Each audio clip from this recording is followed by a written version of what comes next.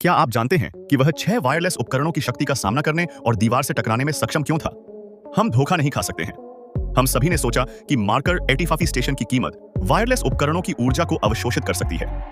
अभी जो दर्द उसने झेला था, उसे कम करने के लिए होशा की बड़ी दीवार के विपरीत वह केवल बाहरी सहायता के बिना अपने शरीर का उपयोग कर सकता था। इसलिए होशा की बड़ी दीवार की अभिव्यक्ति अभी बिल्कुल भी दर्द न होने की अभिव्यक्ति की तुलना में आमिष से अधिक दर्दनाक लग रही थी।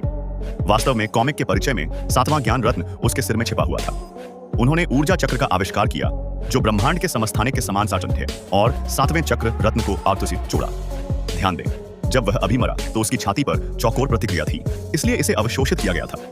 यदि ऊर्जा को विभाजित करने के लिए इस रत्न के बिना अभी नश्वर के शब्दों के साथ दीवार को तोड़ना असंभव होगा। नीबा ने फू लियांशेंग के साथ दीवार को तोड़ने के बाद उन्होंने मूल रूप से एक गीत नेट खर्च किया। होशा ने फू लियांशेंग के साथ दीवार तोड़ने के बाद उसने एक गीत नेट पूरी तरह से खर्च कर दिया।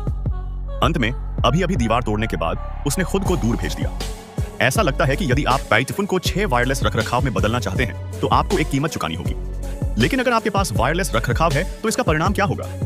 अतीत में लुओनान ने नीबा का निर्माण किया और बोलने की हिम्मत नहीं की। शायद शक्ति बनाए रखने के बाद वह वास्तव में नीबा के पास गया और अहंकार से कहा, मैं 3 हेडफोन को समतल करने के बाद अगला आप होंगे। जिनयुन की अभिव्यक्ति से हम देख सकते हैं कि क्या लुओनान ने एक हिंसक सोन को खाया, नीबा के पास बेतहाशा बात करने के लिए दौड़ा, और मास्टर झिझुन जानबूझकर समय को नियंत्रित करता है और सब कुछ देख सकता है।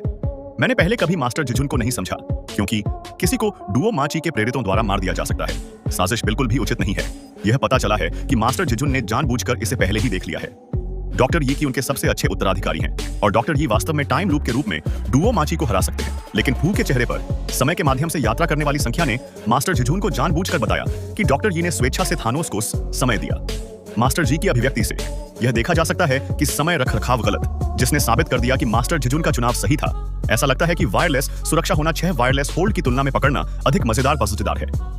आप नकारात्मक प्रभावों की चिंता किए बिना इसे अपनी इच्छानुसार उपयोग कर सकते हैं। यदि आप मुझे चुनने का मौका दें तो आप अपने सपने को साकार करने के लिए किसे चुनेंगे? यदि आप मुझे चुनने का मौका दें तो मैं निश्चित रूप से टाइम होल्ड चुनूंगा, लेकिन मैं टाइम होल्ड भी चुनता हूं। मुझे समझना चाहिए। महत्वपूर्ण बात यह है कि मैं समझ नहीं पाया कि डॉ क्यूई का क्या मतलब था, और जब डॉक्टर ने टोनी को इशारा किया कि यही वो आखिरी मौका है, तब टोनी ने थानोस से 6 स्टोन छीन लिया और चुटकी मार दी और थानोस और उसकी फौज को बर्बाद कर दिया।